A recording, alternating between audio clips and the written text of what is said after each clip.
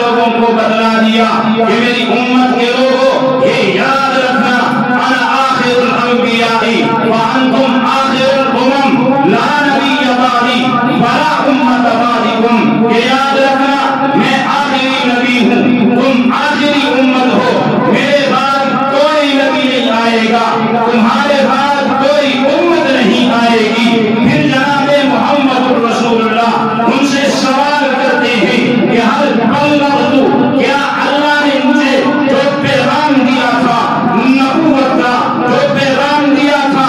رسالت کا، ہل بلغت، کیا وہ پیغام میں نے تم تک پہنچا دیا؟ وہ صحابہ کرام اپنے ہاتھوں کو فضا میں بلند کرتے ہیں، پیارے پیغمبر جناب محمد رسول اللہ کی بات کی تائید کرنے کے لیے پیارے پیغمبر جناب محمد رسول اللہ کو جواب دیتے ہیں کہ یا رسول اللہ قد بلغت الرسالۃ وأديت الأمانۃ ونصحت الأمۃ وكشفت الغمۃ، کہ پیارے پیغمبر آپ نے صرف رسالت کا، نبوت کا، دین کا، اسلام کا، قرآن کا، رب کے فرمان کے پہنچانے کا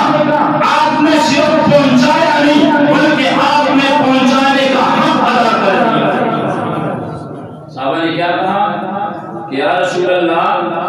آپ نے صرف پہنچایا نہیں بلکہ پہنچانے کا